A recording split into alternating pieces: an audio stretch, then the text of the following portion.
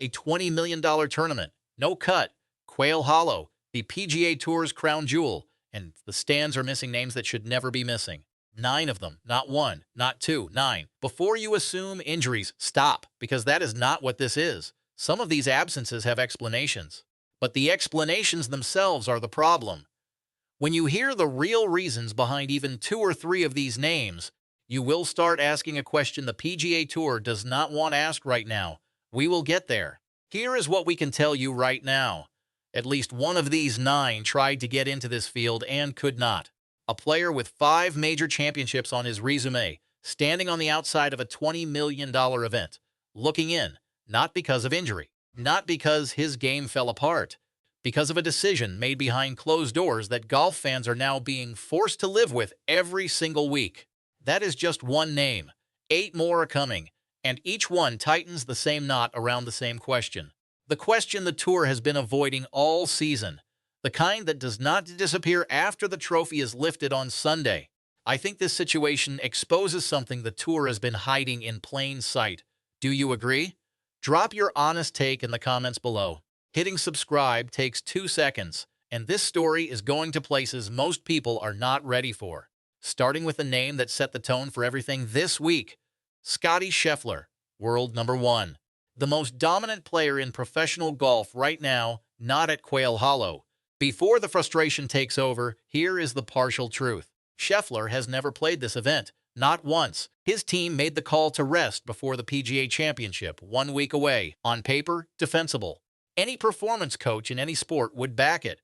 Defensible decisions do not fill seats that fans paid for. These events were built on one core guarantee: the best players would show up, every time, without exception. That was the promise, separating them from everything else on the calendar. And the world number 1 is home this week for a tournament he has never once chosen to attend. If Scheffler was the only name, this would be a footnote, a scheduling quirk forgotten by Monday morning. But Scheffler is not the only name, and the ones that follow carry a completely different kind of weight. Each name on this list adds a new layer, and the layers are about to get considerably heavier. Collin Morikawa, world top 10, one of the cleanest ball strikers in the modern game. Withdrew quietly, back issue confirmed, protecting himself after a difficult week at Doral. Coming off a T62 finish, saving energy before a major is understandable. But a top 10 player walking away from a no-cut $20 million event tells you something important about how these players privately rank the crown jewels against the majors. Not equal. Never equal. The gap between how the Tour presents them and how players actually treat them is growing wider every single week. Russell Henley sits at world number 8. No injury announcement, no public statement, just a withdrawal after a T49 finish at Doral. By every metric the Tour uses to define its elite, Henley belongs in this draw. His absence is not dramatic or scandalous. It is something quieter and far more telling. A top 10 player deciding a $20 million no-cut event is not worth showing up 1 week before a major. Lowry has played 12 events already this season, more than Scheffler, more than McIlroy. He is exhausted, and resting before the PGA Championship is not something anyone can reasonably criticize.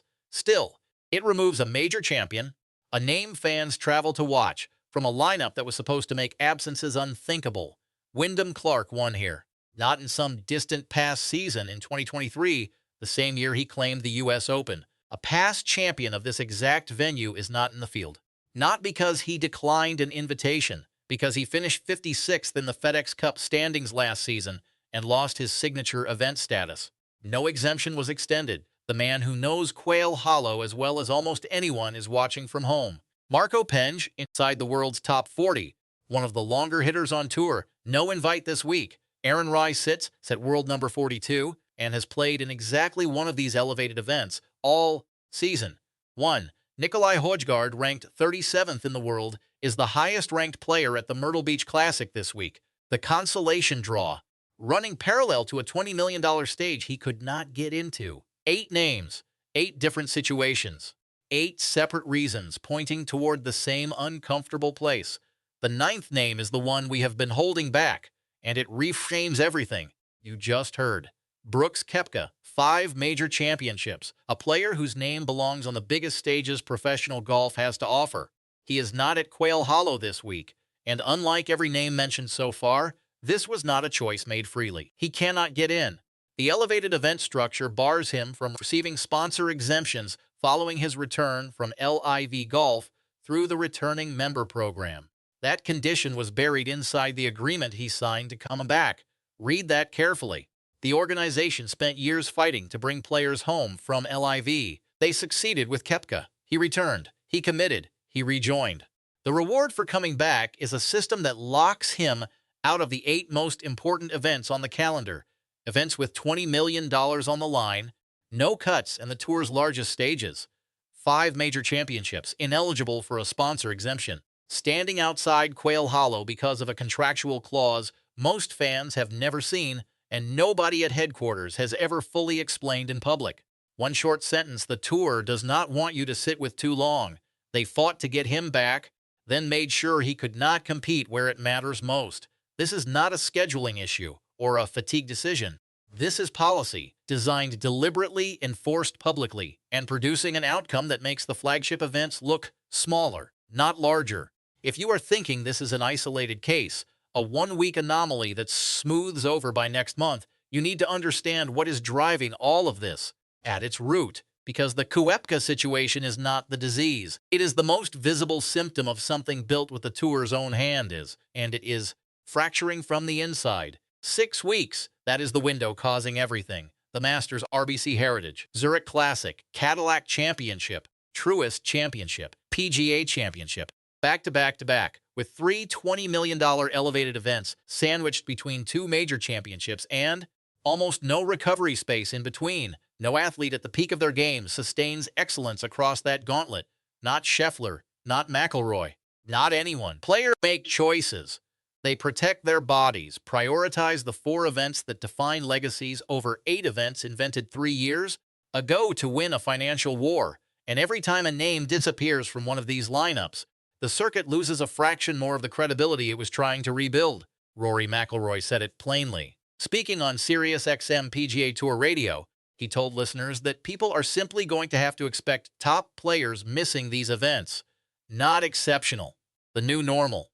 The world number 2, a man with 4 victories at Quail Hollow, a man who is here this week because this course has been home to him since his first PGA Tour win in 2010, essentially told the organization's own fans to lower their expectations of its most important product. When the player headlining your biggest event tells fans to expect less, that is not a scheduling problem anymore. Jack Nicklaus did not soften it. 18 major championships. The most credible voice in the sport's history, publicly stating he hates seeing tournaments clustered too close together, calling it a problem today and warning it becomes a far bigger one in the future. When that voice speaks, organizations listen, or they should. Then came the locker room. Lucas Glover did not choose his words carefully. Selfish, money grab. His words on record. He said the moment another elevated event was added while a full field event was simultaneously removed, the direction became clear. It was not improving. Eric Van Rooyen was asked directly how he felt. 3 words. He hated it. These are tour loyalists.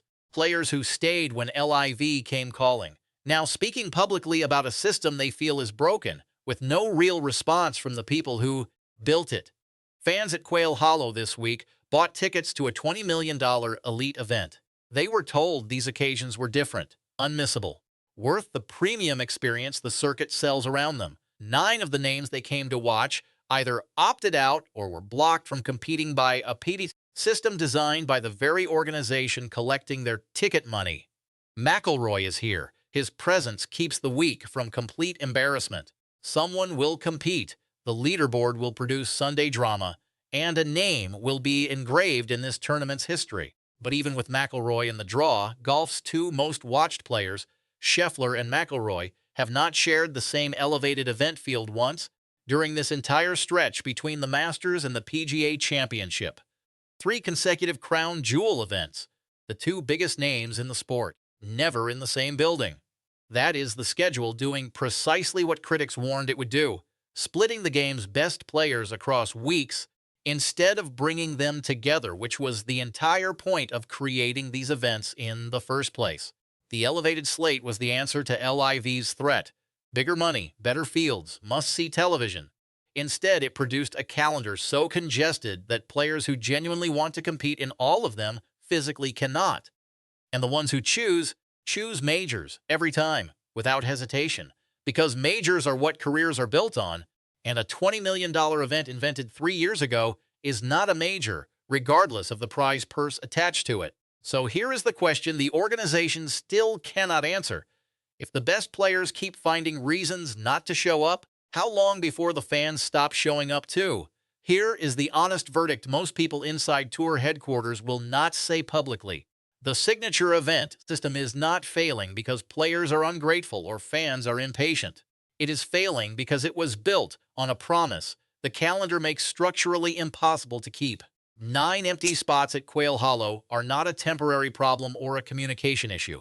They are the logical outcome of placing unmissable events in a stretch that forces even the most dedicated players to choose survival over attendance. LIV did not break the PGA Tour. The schedule the tour built to beat LIV is doing that job instead, quietly, week by week, one missing name at a time. Brian Rolapp has spoken about building events that command attention and loyalty, about restoring the sense that a PGA Tour stage carries genuine weight.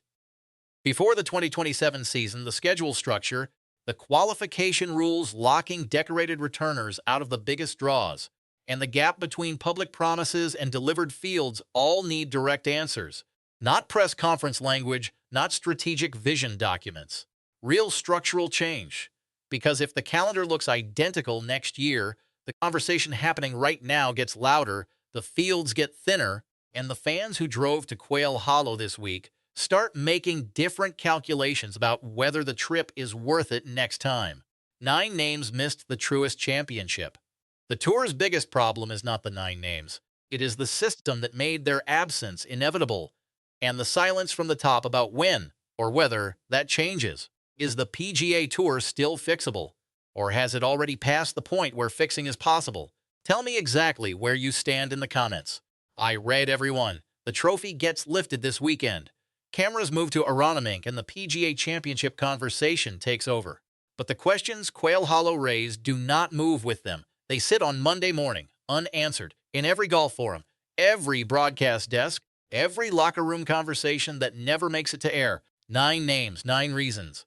One problem the tour cannot keep calling temporary because the fans paying to watch are starting to notice the pattern, and patterns, once seen, are very hard to unsee. If this kind of breakdown is what brought you here, subscribe and do not miss what comes next. This story is nowhere near finished.